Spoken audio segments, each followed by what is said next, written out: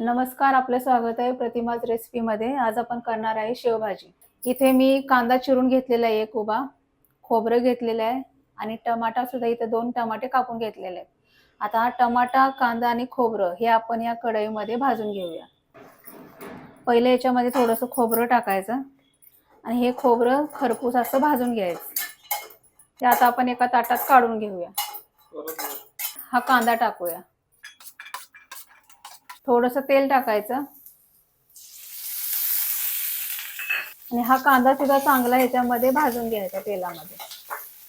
तर लालसर झाला पाहिजे कांदा। आता हा कांदा चांगला भाजलेला आहे, आता तो सुद्धा आपण काढून घेऊया।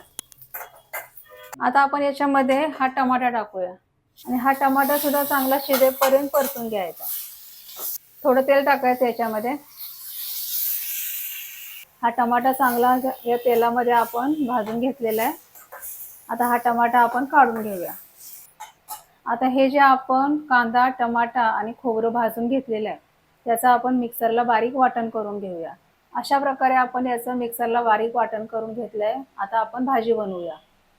आता आपण भाजी बनवून घेऊया। आता या कढईमध्ये थोडंसं तेल टाकायचं। तेल थोडं जास्त लागतं या भाजीला। आता आपण हे तेल गरम झालेलं आहे, आता याच्यामध्ये थोडंसं जिरं टाकूया। हिरवी मिरची टाकायची उभी चिरलेली। हा बारीक चिरलेला कांदा थोडा टाकायचा।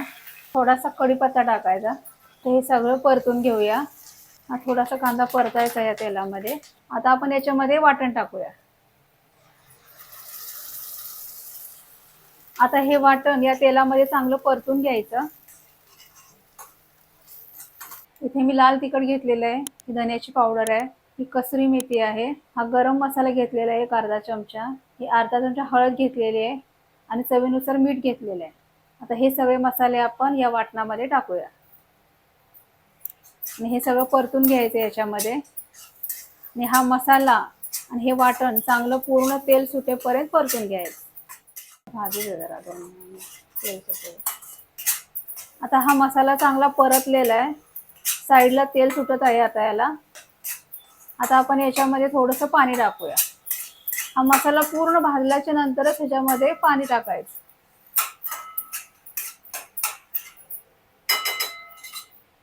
हे जे मिक्सरचं भांडं होतं त्याच्यामध्येच पाणी टाकायचं आणि त्याच्यामध्ये मिक्स करायचं। आता याच्यामध्ये आपण पाणी टाकूया। या पाण्याला चांगली खळखळून उकळी आली पाहिजे, पूर्ण असं उकळलं पाहिजे हे पाणी। आता आपण याला एक 5 मिनिट चांगलं असं शिजायला ठेवून देऊया। या पाण्याला उकळी फुटली की मग आपण त्याच्यामध्ये शेव मिक्स करूया। आता इथं हा रस्सा चांगला उकळलेला आहे। आपण जे वाटण बनवलं होतं, पाणी टाकून त्याला शिजायला ठेवलं होतं, आता याला चांगली उकळी फुटली आहे। आता आपण याच्यामध्ये जे आपण ती शेव बनवणार आहे शेवभाजी, हे बघा ही शेव आता आपण याच्यामध्ये मिक्स करूया।